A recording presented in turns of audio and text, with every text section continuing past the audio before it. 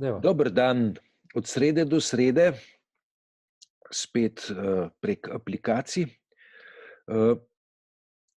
Situacija, ki jo spremljava lahko na veliki evropski sliki, je, da se nam ponavljajo neke zgodbe iz prejšnjih kriz, ne. Se pravi, Evropa se spet členi zlasti na sever-jug, deloma tudi vzhod-zahod. Predvsem se zdi kritično to, da je pripravljenost, kar se solidarnosti tiče, severnih držav ponovno nizka in se nam na ta način pojavlja zgodba, kakršno smo spremljali v času grške finančne krize. Ja, mi imamo zdaj notranjo politično sliko, pa imamo evropsko sliko, a ne. Na notranji politični sliki pač v Sloveniji se stvari dogajajo pač na teh dveh ravneh, ne. Ena je pač na strokovni ravni, kjer stvari se mi zdi kar dobro tečejo in so pač primerljive s tem, kar se tudi po drugih državah dogaja, in pač stroka določa ritem zapiranja, odpiranja države, mehčanja ukrepov in tako naprej, ne.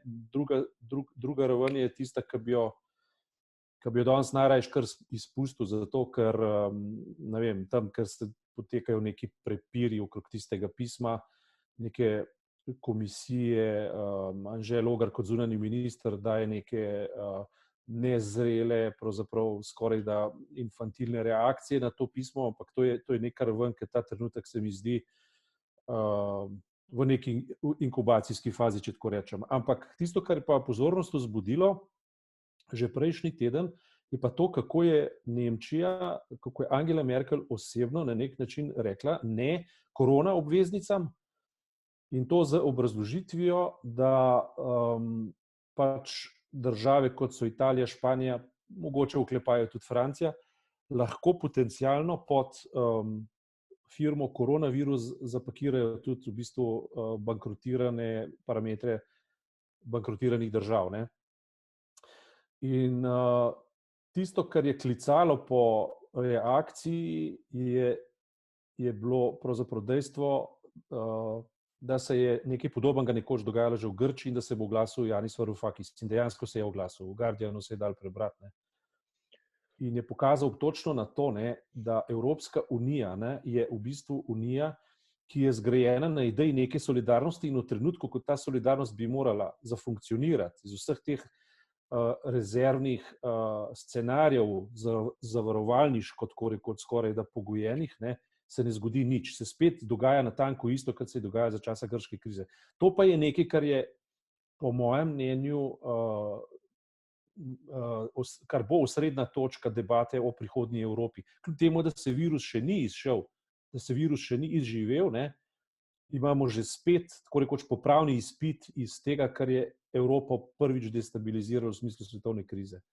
In to pa je točka, ne, razmisleka. Zdaj, mislim, v to debato je med drugim posegla skupina italijansko-nemških intelektualcev, javnih osebnosti. Viden, ne, na tem seznamu je recimo Mario Monti, za katerega tako malo duhovito pravijo, da je najbolj nemški italijanski politik. Pač nekoč je bil evropski komisar, kasneje tehnični predsednik italijanske vlade, z pozivom naj Evropa vendarle sprejme zdravstvene health bonds, ne, se pravi zdravstvene obveznice. Zdi se, ne, da ta poziv nekako ni uspešen, ne glede na to, da recimo tudi mnenjski voditelji v Nemčiji, med njimi recimo glavni urednik revije Der Spiegel, ne, pozivajo nemške oblasti naj vendarle tokrat ravnajo drugače. Ja, to, kar si nastavil, je v bistvu dobesedno ponovitev kriznih razmer v smislu finančnega reševanja Evrope, ki na koncu vodi v temeljno vprašanje, kaj Evropa sploh je, oziroma Evropska unija sploh je in kaj naj bo, ne. In da bo nesreča še večja, ne, se tukaj kritika pametnih ljudi prekriva z kritiko populistov, Ne? In Varoufakis prav v bistvu poudarja, da take drže, ki jih že poznamo, lahko natanko vodo usmerijo na mlin populistov, in to dejansko se že dogaja. Recimo to, kar je naš predsednik vlade Janša že v svojem nagovoru prejšnji teden povedal, ne, je bilo pač natanko to, ne, da on je uporabil besedico žal, ne, bo vplivalo tudi na prihodnjo Evropo. On je tako rekoč nakazal, da ta Evropa lahko razpade. Ne. In nekako se ni dala razbrati, a je to strah, a je to želja. Ne. In Evropska unija je zdaj pravzaprav bolj potrebna kot kdajkoli, ampak taka, kot je, pa zanesljivo ne. Torej, ja. Evropska komisija je relativno nova. Ne?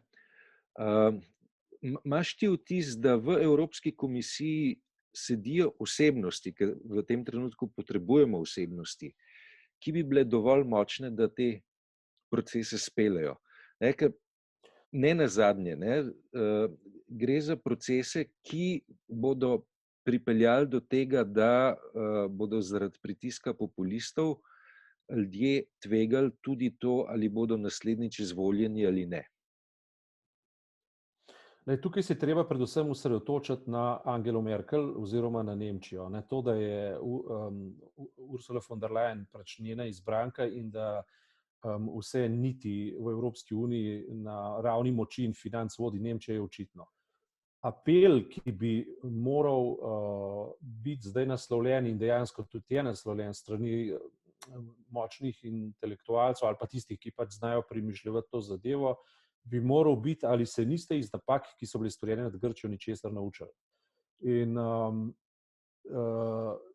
ideja Evropske unije, ki bo na koncu koncev morala vzdržati tudi proti Ameriki, kakršna je danes, Trumpovski Ameriki, in pa proti Aziji, ki prodira, in navsezadnje tudi proti Rusiji, ali pa vsaj v razmerju do Rusije, bo morala biti ne samo to, da ima Nemčija zadosti veliko dvorišče za to, da lahko prodaja avtomobile, ampak mora dejansko biti evropska ideja. Angela Merkel, jaz je pravzaprav ne razumem, kaj počne, ampak solidarnost v reševanju posledic koronavirusa v šibkih evropskih gospodarstvih bi morala biti prioriteta, pri čemer ima pa seveda prav, da je treba razločiti učinke koronavirusa od tega, kar so te države delale narobe do začetka koronavirusa. Tukaj je možno postaviti neko mejo, ampak ultimativno tisto, kar pravi Yanis Varoufakis, je to, da bodo zdaj pomagali tem državam, kot so Španija, Italija in tako naprej, potem bodo to vse skupaj pripeljali do točke, ko jim bodo zapovedali spet tako imenovane austerity measures, spet zategovanje pasu, varčevanja, pritiskanja na javno. In to je zdaj paradoks.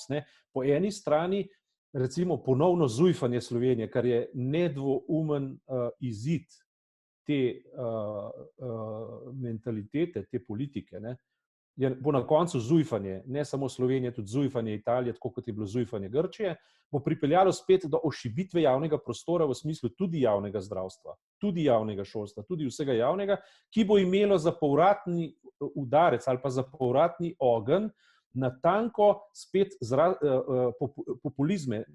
Ne pozabimo, da je bil begunski val, ki se je zgodil takrat, ob krizi, neposredna posledica zrušenja javnih servisov v Grčiji.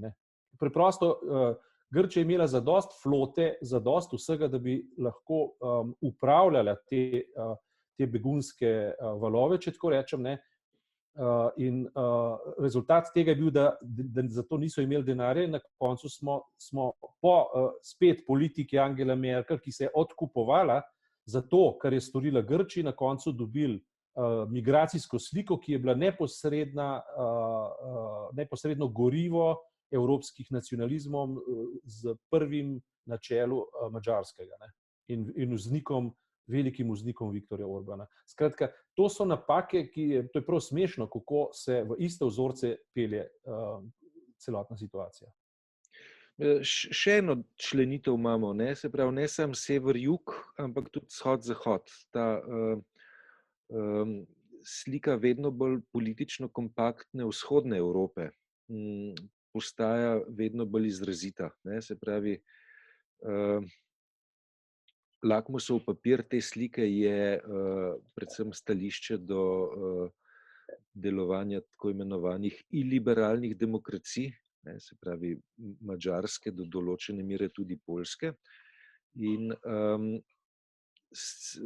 podoba je ta, da pravzaprav vzhodne evropske države niso več pripravljene na kritiko početja, ko recimo v naši vzhodni sosedi parlament tako rekoč za nedoločen čas suspendiran. Ja, sej, to je smer, ki je začrtana tudi v Sloveniji, s tem, da v Sloveniji do takih dimenzij ne more priti, kolikor bo pač parlament, opozicija in pa koalicijske stranke delovale v smeri pač ustavnosti. Impulzi, ki jih spušča pač Janša osebno in jih maskira pod celotno vlado, so zelo jasni, nedvoumni in neizbežni, tako rekoč nujni. Ampak nekaj sramu koalicijskih strank je pa vendarle zaznati. Ne vem, kakšna slika je to, ampak te priložnosti, ki se kažejo ob koronavirusu, in te priložnosti lahko poimenujemo kot potrebo po ponovnem priznanju države in javnega prostora in javnega zdravstva, skratka teh javnih dobrin, te so očitne. Ampak vedno znova se pa namesto inovacije pojavi inercija. Se pravi, vrniti se na stare vzorce odločanja. Nemčija je tipičen primer. Prav rigidnega odločanja po istem vzorcu, ki se je vendar izkazal za popolnoma neuspešnega. In to, da se je Italija v tem delu okuženosti znašla popolnoma osamljena, zato ker so drugi na zalogo že delali svoje okope in potem dobila pomoč Rusije pa Kube, to ni dobro sporočilo za učinkovitost in pa predvsem pa ne za filozofijo same Evropske unije. To so stvari, ki jih bi bilo treba pač premišljevati.